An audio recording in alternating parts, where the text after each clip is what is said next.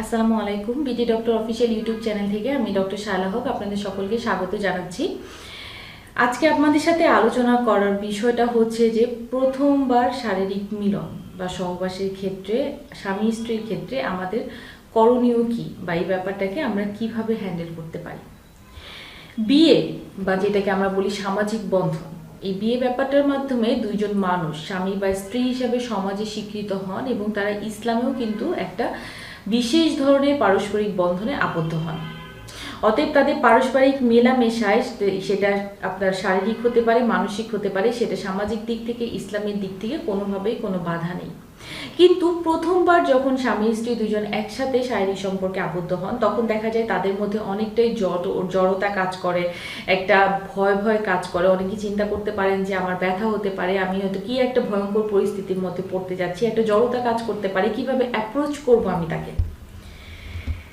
এই ব্যাপারগুলো থেকে যদি আমরা একটু চিন্তা করে নেই, এই ব্যাপারটা হয়তো আমাদের লাইফের জন্য একটু ইজি হয়ে যেতে পারে। আমি যখন প্রথমবার আমার স্বামী স্ত্রী যখন দুইজন একজন আরেকজনের সাথে প্রথমবার আপনার একই ঘরে একই ছাদের নিচে একটা রুমের মধ্যে আবদ্ধ হবেন, তখন প্রথম যেটা করতে হবে, ইসলামের দিক থেকেও যেটা আমরা বলি যে বিয়ের প্রথম রাতে আপনি যখন একে অপরের সাথে ফিজিক্যাল ইন্টিমেসিতে যাবেন তার আগে অবশ্যই লেখা আছে পরিপূর্ণভাবে যে আপনি একটা দোয়া পড়ে নিন।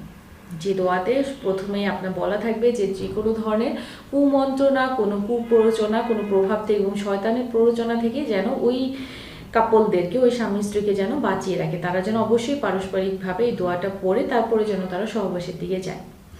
প্রথমবার যেটা করতে হবে, দুইজনকে একে অপরের অনুমতি নিতে হবে।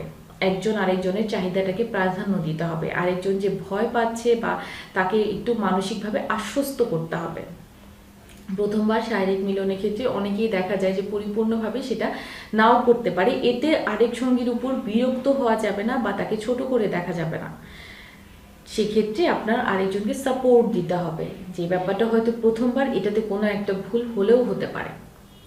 অনেকের ক্ষেত্রে দেখা যাবে যে প্রথম শারীরিক মিলনের ফলে নারীদের কিছুটা হলেও রক্তপাত হয়। যদি আপনার হাইমেনের পাতলা পর্দাটা ফেটে গিয়ে থাকে সেক্ষেত্রে প্রথমবারের মতো, তাহলে দেখা যায় রক্তপাত হয়। অনেকে এতে আতঙ্কিত হয়ে যায় এবং পরবর্তীকালে আবার ফিজিক্যাল রিলেশন করতে আপনার ভয় পায়। সেক্ষেত্রে চিন্তা করতে হবে যে না, যেহেতু এটা প্রথমবার এরকম আপনার হচ্ছে, আমি আমার সঙ্গীকে, আমি আমার স্ত্রীকে কিছুটা হলেও আশ্বস্ত করব।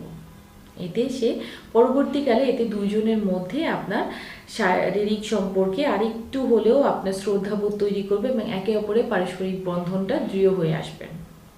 শুধু আমরা ভয় না পেয়ে, জড়তা না করে, স্বামী স্ত্রীর যে পবিত্র সম্পর্ক ওটা মহান আল্লাহ তাআলার কাছ থেকে চলে আসছে, এটার উপর শ্রদ্ধাবোধ তৈরি করি এবং আমরা অবশ্যই জিনিসগুলো ইসলামিক শরিয়ত মোতাবেক এবং আমাদের মেডিকেল টার্মে চিকিৎসকের শরণাপন্ন হয়ে যেভাবে বলে সেভাবে আমরা এই জিনিসটাকে জীবন উপভোগ করার চেষ্টা করি।